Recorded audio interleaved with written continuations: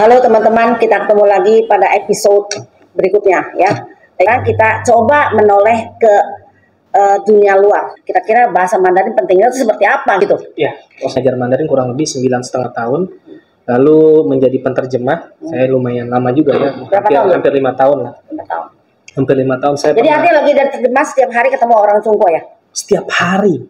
Kamu penerjemah lisan atau tulisan? Waktu di site itu lisan, tapi ketika di Jakarta 2 tahun di Jakarta saya sering terjemahin kontrak kerja, lalu masalah hukum dan lain-lain gitu ya. Sini pertanyaan dulu, jawab pertanyaan saya dulu. Dalam perusahaan itu ada berapa orang?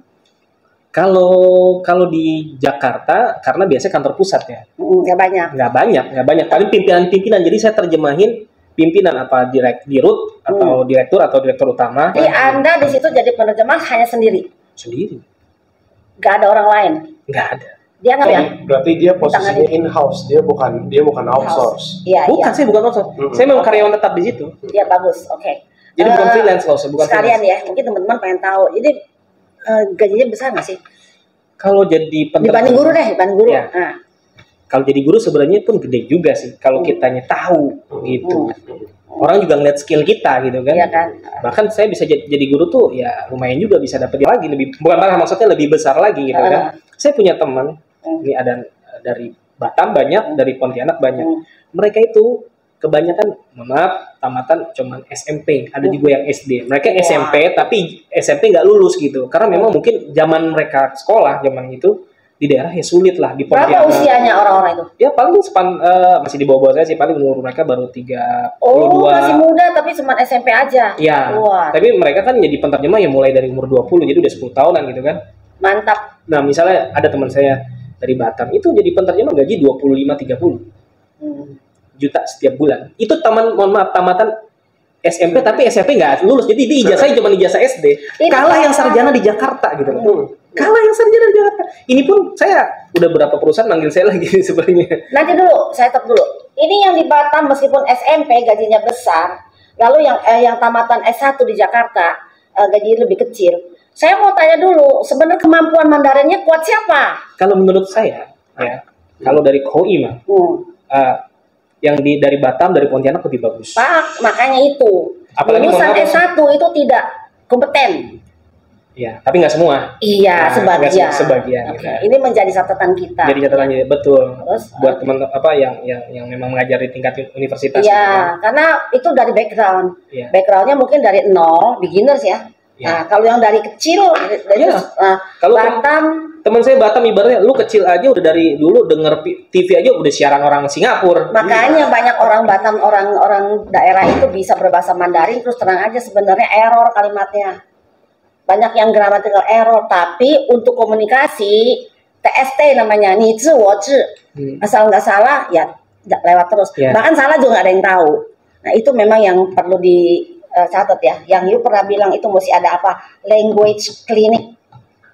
Bikin klinik itu. Kalau nggak bahasanya amburadul, ya kan? Jadi broken English juga banyak kan. I can speak English, but your English is broken. Nggak apa-apa. Understood? Gitu. Iya. Mungkin seperti itu. Balik lagi orang kampung di situ yang buta huruf ngerti nggak ngomong sama sarjana gitu kan? Okay. Jadi sebenarnya kan nggak sefatal itu. Tapi kalau misalnya levelnya untuk proficiency yang bisa digunakan di dunia profesional, itu beda bisa. Lagi. Itu perkara yang bisa orang yang membuat seorang kriminal bisa jadi berjalan bebas dan orang yang tidak salah divonis hukum mati. Ya itu masalah language. Iya. Bahasa. Jadi kita bahas lagi nanti. If we walk into the professional world, konsekuensinya adalah seperti ini. Kalau lu stay di pasar, ya memang nggak masalah. Gitu. Oke, halah. Ada yang seperti itu. Nah, Jiang, kita balik lagi ke Chandra tadi. Artinya tadi kembali ke guru ya. Udah saya pertanyakan bahwa jadi penerjemah sama jadi guru pilihannya nih, ya. Karena banyak orang yang pada komplain juga kekurangan guru kita. Karena gurunya pada menjadi penerjemah mendingan kerja di kantor, jadi akhirnya nggak ada guru. Nah sehingga yang asal jadi guru dah. Jadi banyak teman-teman saya tuh yang di daerah tuh cuman penerjemah apa koi Lisan, lisan iya. penerjemah lisan itu cuman tamatan SMP SD tapi gaji mereka melebihi berkali lipat dibanding yang sarjana di Jakarta di kota gitu ya. Nah, kalau gitu bisa kembali ke sini. Ini berarti bahasa Mandarin luar biasa dong. Nah, Yu sendiri berarti ya bolak-balik dong. Sebentar terjemah, sebentar penerjemah, sebentar jadi guru. Jadi gini, setahun saya ngajar. Terus setelah 1 tahun, supaya bahasa Mandarin saya nggak hilang, saya jadi penerjemah. Jadi penerjemah saya ngumpulin duit loh saya. Dan ngumpulin uang, duit dapat, terus gitu lebih terasah gitu. Lebih terasa bahasa Mandarin. Lalu setahun kemudian saya juga pengen bermanfaat bagi orang lain. Jadi apa? Jadi balik lagi jadi guru. Jadi guru setahun. Bos pun udah kesel dong, setahun ganti. Bos kan saya pindah ke perusahaan lain. Oh. Pindah perusahaan lain dan nggak usah takut. Dan skill mereka sini aja butuhnya banyak. dipanggil tuh Morowali kau nggak mau. Ya. Iya benar. Laku sekali. Sekarang pun tadi teman saya satu di Morowali bilang, bro kesini aja bro, lumayan bro, dia bilang gitu. Ada lah nominalnya sangat fantastis gitu. Lu aja deh yang pergi di kau Morowali. Gajinya gede nih. Mau nggak? Boleh nggak? Boleh. Pulang loh. Sekarang lama pulang? nggak usah jauh-jauh di Morowali, di Jakarta pun banyak. Gitu ya?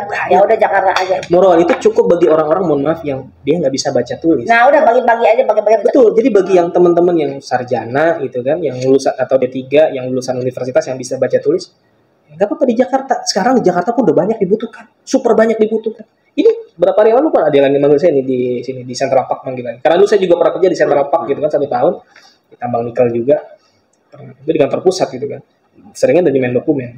Nah, ada pun yang di site sana, biarkanlah teman-teman yang bisa ngomong. Tapi bagi teman-teman yang meskipun lulusan universitas, kalau mau mengasah kemampuan berbicara lisan bahasa Mandarin, kompeten. 你们的口语能力嘛，可以去现场那边